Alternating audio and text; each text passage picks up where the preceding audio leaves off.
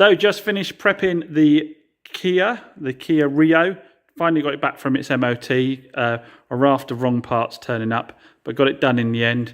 So yeah, clean ticket, advisory free, got it serviced, put half a tank of fuel in it, and I'm delivering it for free for the hassle of the delay on it. Adrian's going to take it down to Exeter for me. I don't mind doing it this way because the distance selling law is that if they've been on your premises and they've looked around the vehicle and you deliver it, they're still liable to get it back to you. But I'm not doing it anymore where people don't come and see the car. It's just too much hassle. Gave the Cactus a bit of a clean up as well. It got a little bit dirty from me driving it around because our subscriber kindly gave me a load of fuel in it. It's down to half a tank now, so I've moved it inside, giving it, like I say, just a basic clean up. It's a really nice looking car. It's getting lots of compliments, that one. Got a viewing on the VW up tomorrow, so we'll see if it sells with the bonnet as it is or whether I need to go and get that done. Now, a little update. Last video before last, I spoke to you about the two guys that rang me telling me that I'd had the worst, they'd had the worst cars they ever had off me. And it turned out that one just needed to put brake discs on his, and the other one had an under tray come loose and a fuel pipe broke. But if you remember, he said he now had an oil leak, and he was saying that it had happened since the last garage had worked on the vehicle and left tools in the engine bay. And at the time, again, incorrectly, I said that I thought it was wholly unlikely that their tools had damaged it. Well, what I said was, if you remember, is look, bring it to my guys down at Moore's.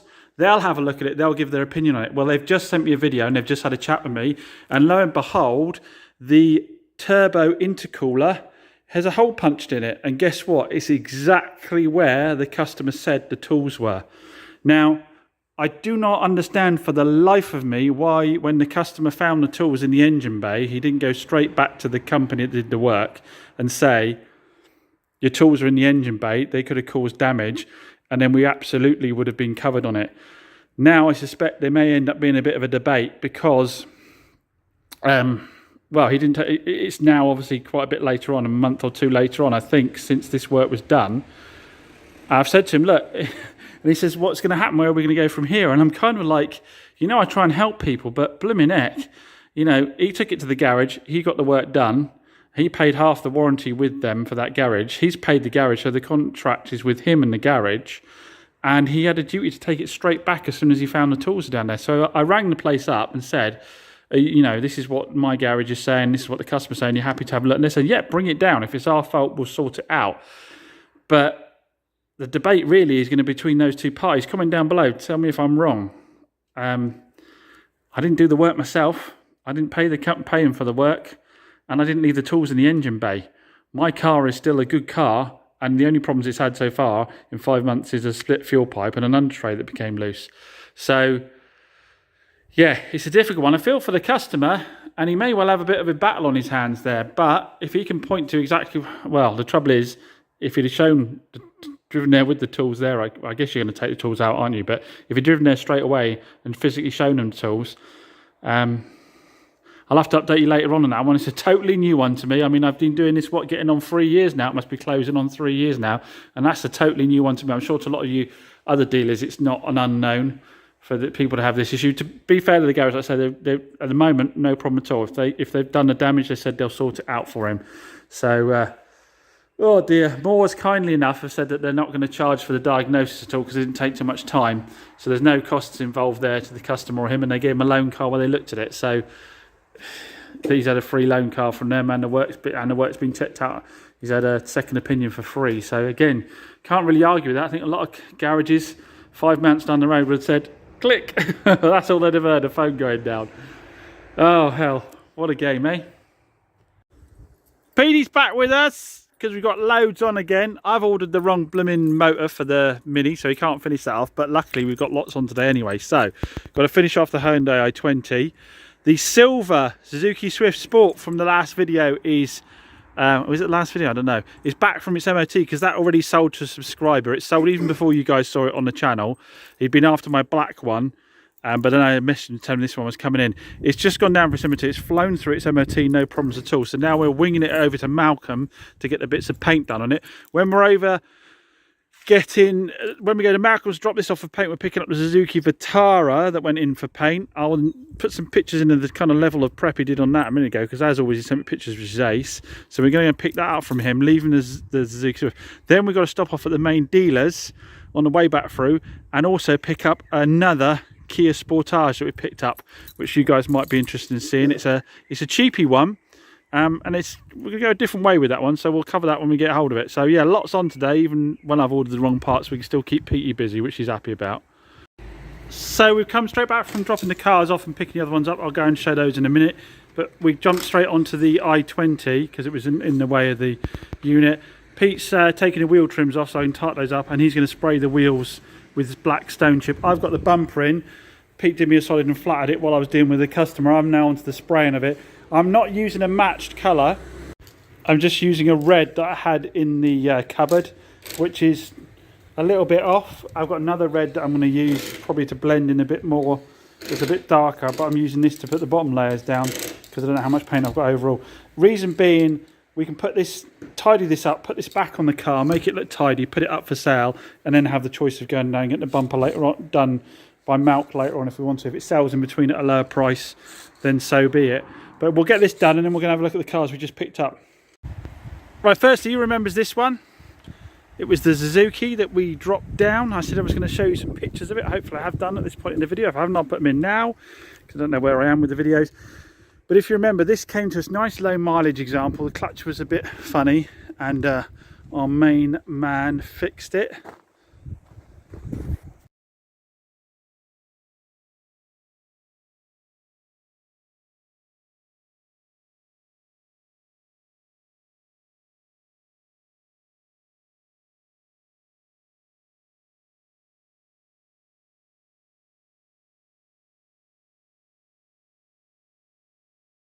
But if you remember, this came to us nice low mileage example. The clutch was a bit funny, and our main man fixed it. Chris, the mobile mechanic. But the paint was terrible, wasn't it? So we had to drop it down to Malk. And if you remember, this side had been all really badly raffle cam painted going into that door there. Well, Malk has done this side completely. All needs a machine polish now higher up here. Sorted that out. And if you also remember, the front wing was all dinged in and nasty. Malk sorted all that, saved the wing. Sorted all that, beautiful, beautiful. So I say, now needs a machine polish. I said it was only 58,000 miles. It's worth some good money, this car, looking at Auto Trader. So we'll get on and get that sorted, get it down and get an MOT on it. But while we're getting that, we also picked up this. A little Kia Sportage. We've done loads of these recently, and we seem to have one every week. So this Kia Sportage we just picked up as a Part X. Not the tidiest example. We've got a scrape down here on the corner of the bumper. Alloys have got a little bit of oxidisation on them. Got some light scratches down here which I think might polish out. I'm not entirely sure. There, not so much maybe. A little bit of a dent there. Quite like the colour. I think buffed up the colour will look good. Got lots of light scratching around the door handles here. Yeah, the badge is black appealing like they all do. Seem to have a myriad of stickers on the back of it. Lots of tread. Obviously we've got the tow bar on the back there. Loads of tread in the tyres. Again, light scuffing down the side here that needs buffing out. Some more serious dings here in the door skin. Tyre good again there. The alloys aren't too bad. There's some scuffing on that alloy down there. Inside, we've got half leather, all round electric windows, electric mirrors, Bluetooth, cruise control, 6-speed. It's the 1.7 diesel with the chain drive diesel, which I quite like that engine. If your clutch is okay on those, they're good to go. Normally, sometimes you get very low biting clutches. This one isn't. This one's biting really nicely. But you'll see in a minute, I imagine this one's had a clutch, which will make sense when you see what's next. So yeah, parking sensors. This thing drives really, really nicely. Slightly lower spec, we haven't got the sat nav like some of the other ones we've had, but we've still got the twin roofs up there, which is sticky again. So lesson learnt from the last time I've one of these. I need to lubricate the runners on it. But yeah, the reason why this has probably had a clutch, or I think it's probably had a, so reason why I think this probably has had a clutch, is due to the mileage, 146,220. I've not known many of these go past 100k without needing a clutch. That said, the owner was very careful with the car, so it's possible that it didn't, because it has a full Kia main dealer service history. So it's done 146k, but full Kia main dealer history. It was actually MOT'd in December with only one advisory, and it was serviced in December as well. But all these are all stamped up Kia, Kia, Kia, Kia, Kia. And having driven it back today, I say this, no knocks and bangs in the suspension, clutch is lovely. It drives like a car with half the mileage, it really does. Really nice car. Like I say, this last service was in December 2022, I think. Yeah, December 2022 for the last service. Interior's in really nice nick. You wouldn't know it done the mileage on the interior. A little bit of wear on the gear knob there. Nothing really too much on the steering wheel. The carpet's got a bit of wear in it down there, but the rest of it's in really good nick. So what we're going to do a bit different with this one? Well, we're going to sell this as a dinger, I think. By that, what I mean is I'm not going to go around and have all the paint done. We'll machine polish it, get as much out as we can. We'll get a little touch-up pen to touch those up. We'll leave the alloys as they are because they're respectable enough. Just give it a really nice valet, because with 146,000 miles on a 2010, it's never going to be worth a lot of money anyway, is it? Let's face it. If we go and spend a load of money doing all the paint, we're going to push the price right up. If we are careful with how much we spend on it prep wise, it's got an MOT, like I say, December, and a service December. So what we could do is just get the guys to do a safety check on it rather than do a new MOT. We know that we can see the tyres are good. I've driven it enough to know it drives really well. Get them to do a safety check, give it a really good valet. Don't plough the money into it. This could be probably more like 3,295. 146,000 miles on a 2010. I mean, I've really got to say 30 days, haven't I, guys? I mean, I know the consumer rights is the 6 months, but in terms of what I put warranty wise, and I think 30 days you drive around, you put the miles on it. If after that you've got no complaints, anything that goes wrong with it after that wasn't wrong with the car, especially after having a safety check, wasn't wrong with the car when it went out the door. What's your thoughts down below? I think I've got to start to do that with a few more cars, make them more affordable for people, not go crazy with the prep, just make them look as nice as I can. Maybe try and do that. I'm already changing my mind, aren't I? That scrape down there on the bumper. Yeah, comment down below. I'd be interested in your thoughts on that, because it's a bit different to Chops Garage's normal style, isn't it? Where we try and get absolutely everything perfect and then normally end up still discounting the car. But no, super impressed. Every time I drive a Sportage, I enjoy driving them. Really nice drive. This one goes really well. Loads and loads of performance. It feels tight as a drum. For 146,000 miles in 2010, feels tight as a drum. It's interesting to compare as well, isn't it? Because that, according to Auto Trader, is like nearly an £8,000 car with 58,000 miles on it on a 2013 Vitara. And like I say, that it values about £3,500, presumably. I don't know whether the other ones on there have got types of scrapes this one's got or not. But the difference for 3 years and, you know, well, I guess it's a third of the mileage, isn't it? But I'd be more than happy to drive that around. I can't say that drives any better for the money. So sun's just going down, another day's trading. The Sportage is sold to my friend who needed the small 4x4 for his wife. Missed out on the Cougar, wanted that one. Messaged him, did a little video for it, all that kind of stuff. And he's got that, so I've got to invoice that and he's got to pick that up. And the logo did sell to our subscriber as well. They've emailed saying they want to put the deposit down on, so I've got that booked in for the cam belt and for this MOT. So that's all set to go. I don't know if I've already said, but the blue i10 I had is also sold already. I think I've said that in a previous video, and we've got a really interesting car coming back in on part exchange on that one. You'll like it when that one comes back in again. So we need to get some more of the stock ready, because we've got a VW up viewing tomorrow. So if that goes and the Rio's gone, then we haven't got a lot up for sale. So try and get the Jeep ready. Go and pick up the CRV from its MOT, get that ready. That'll be a nice one to have up for sale. And we might work our way onto the second row after that. That Civic's well worth pulling out and getting ready as well. The paint's been done. That just needs an MOT and a valet, and we can get that up for sale. So busy as always. A little update, excuse the streaming in the background. Just been down Moors, check on progress on a couple of the cars. catch up with them about what happened with the chap yesterday with the X-Trail. I can't help but laugh, because I'd cry if I didn't.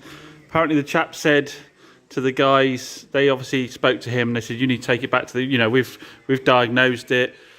We've found that it looks like the tools did do the damage. So you need to take it back to the garage. They didn't charge him a penny for this, of course, and gave him a hire car while it was a loan car while it's being done. Didn't charge him a penny for it. So apparently he turned to the guys and said, is James not going to stand by this? So stand by a car that after 5 months you bring into me with an oil leak that's been caused by another garage fitting apart and leaving its tools down the front of the engine.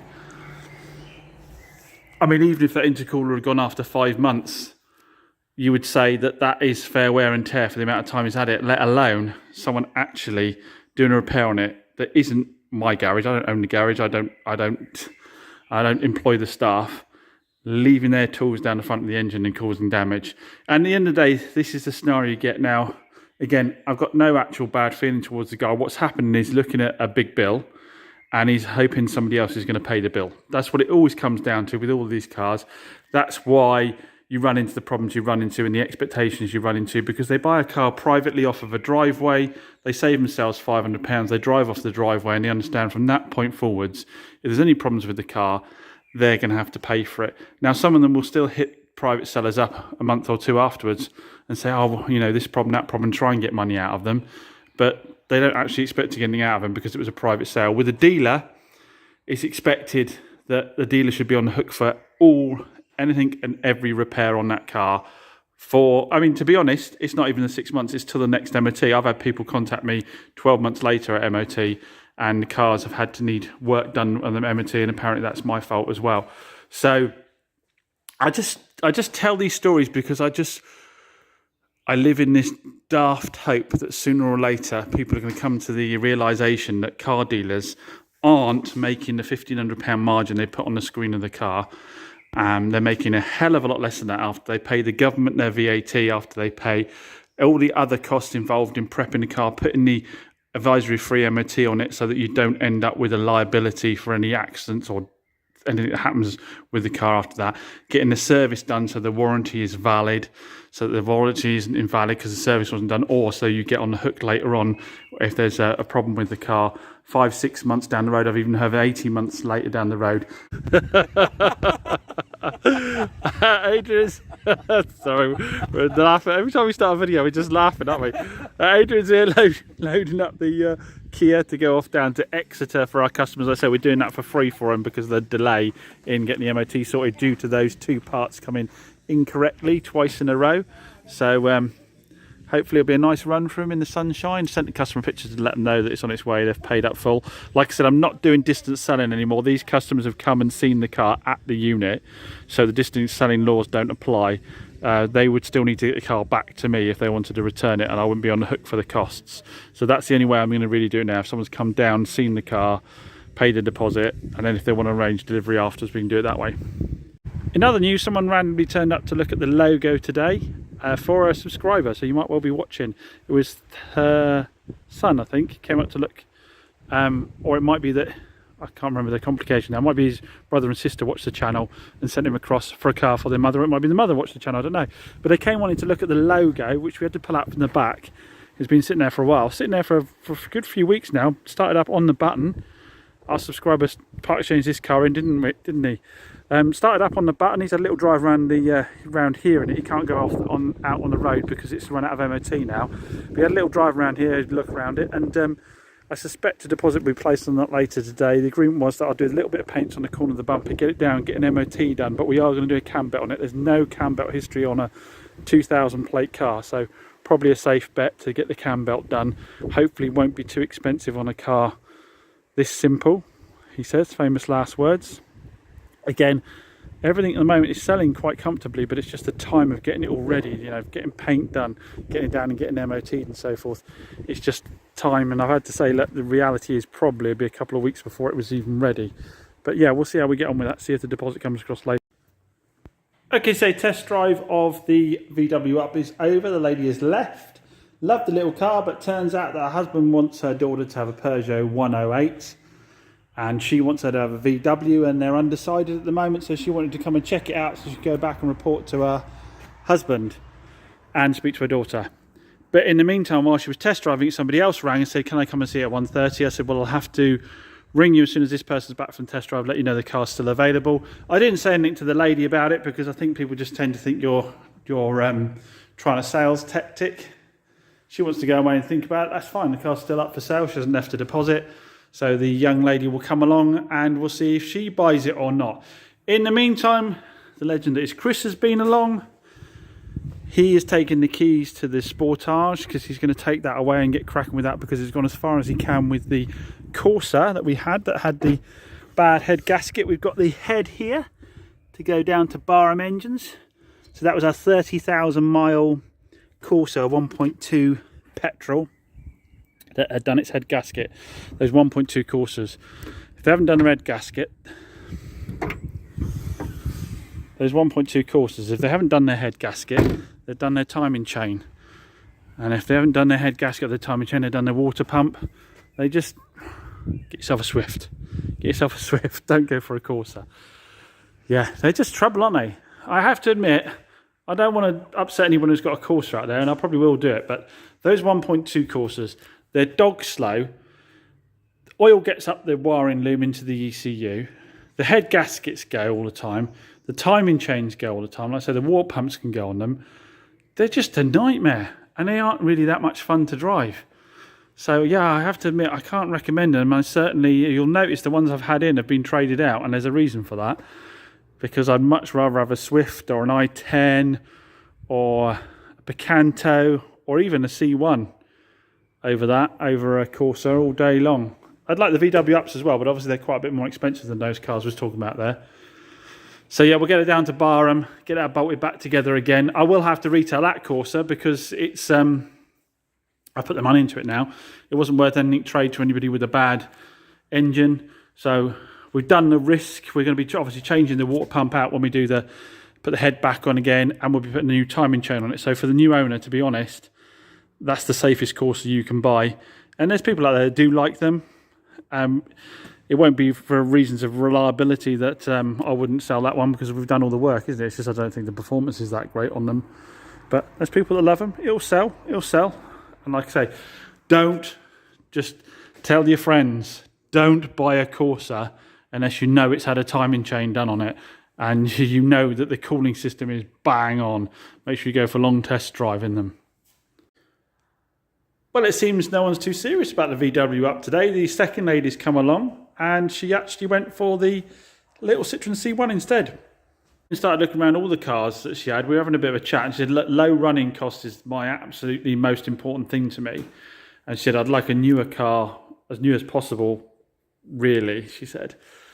So I did suggest perhaps the C1 might be a better option because being chain driven, she's got no cam belts to worry about. So servicing is cheaper. It'll do about 5 miles to the gallon more than the up based on the owner reported averages. So servicing is cheaper. Road tax is 0 on that model. So she's got lower road tax. Obviously, it's a newer car. It's done about 10,000 more miles, but it's newer. It's got new tyres on it. So on the balance of it, she went for a drive in the C1 and preferred the C1. So this VW up is still with her. So just shot down to the Motorwork boys to pick up the Civic. So Moors are just so stuck in my work and other work at the moment. I'm trying to get everything ready as quickly as I can. So back down with the Motorwork boys. Fantastic service as always. What was it? £165 including the VAT, so about £140. And they MOT'd it and they serviced it. And they removed the tow bar off the back for me. So bargain. It flew for its MOT, so there wasn't a lot of cost and parts wise. So now it just needs a really good valet. I need to try and brighten up these grey bits a bit, get the old outro out, or maybe even spray them. Because even with the outro, they all stay a bit grey on these. I think they're supposed to be grey, but I kind of like them black myself, personally. So I don't know, we'll see. Might do, might not do. Anyway, yeah, give it a good valet, get it up for sale. So that was 72,000 miles on this one, wasn't it? And it's got a full service history, so it's 100% full now with our service on top. Be interesting to see. I don't think I've sold a petrol one before. Being 1.4 petrol, we'll see how well it goes. Well, I was just thinking that I might go home at like 5:30 today, and just as I was about to walk out, a chap turned up with his son, and I saw his son a couple of nights ago. He had a wander through the stock, had a look at a few cars, wanted a really cheap runabout to go back and forth to his new job, and he really took a fancy to the little Alto. So he came back and had a test drive with his dad. They're super happy with it. I mean, it's a one owner from new car, isn't it, with what, 60,000 miles at 3,995 on a 2014. It's a cheap car, isn't it, really, in the current market. And advisory free MOT, it's just been serviced. So yeah, it'd be a good little run around for him. It's not the fancy. It's going to be a free Bluetooth adapter to go in there, so he can tune his phone into the stereo, and he can use his phone through the stereo as well with the speaker on the Bluetooth adapter. Happy bunny, and that'll do the job for him. Lovely, won't he? He'll get about 50-60 miles to the gallon out of that thing. I was quite surprised he was okay with the colour, but what do I know? I'm not young anymore, am I? So yeah, busy little day. We've got lots to get ready now to make sure we can put some stuff back in the showroom, because the C1's on its way out. That's on its way out. I don't think the Up will be much longer before it's sold, the amount of inquiries I've been getting off of it. We'll put that up tonight. I haven't put that up yet.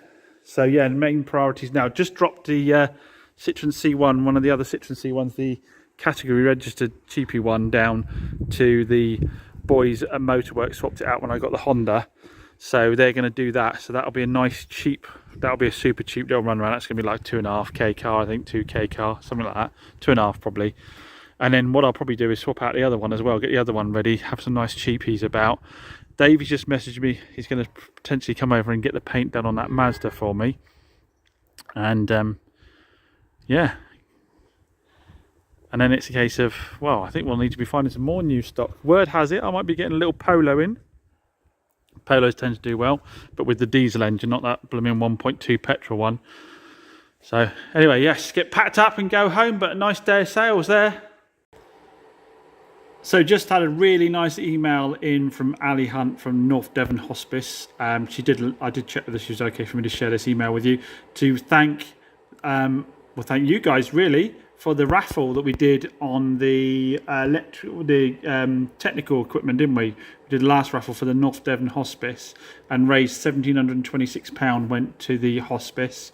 She's actually offering me the chance to come down and have a presentation picture with her. I don't know whether we should take her up on that or not, but yeah, just saying that it's been hard for them to get a lot of fundraising going, you know, obviously with COVID and that kind of thing, presumably, and at the moment. So how grateful they are for the extra money. So massive thanks to everybody that did that last raffle on the like I say, it was all technical equipment. And so that money, you can see, has gone straight to those guys. They're very grateful for it. Hopefully we'll be able to support them again on another one. So don't forget, we have the raffle going at the moment on the taxi, and also there is the option, instead of having the taxi, of having, you know, just short of £1,000 worth of technical equipment again. All the details of that will be in link in the description down below. So yeah, we've got the taxi up for grabs, and the money from that one's going to the Grand Appeal, isn't it, which helps support families that have children that are terminally ill. So the ticket prices again are just £1. Massive thanks to everybody that's already supported that raffle. It's going really, really well. We haven't actually covered our costs just yet, but like I say, the raffle will go ahead anyway, and a charity will get its 50% of the proceeds regardless. And just as I said, if you don't want the taxi itself, you still get a massive bundle, a very highly valued bundle of diagnostics machines. So I said, just massive thanks to everyone getting involved. Hopefully we can smash past what we did for the North Devon Hospice. A link to the raffle will be in the description down below, as I said.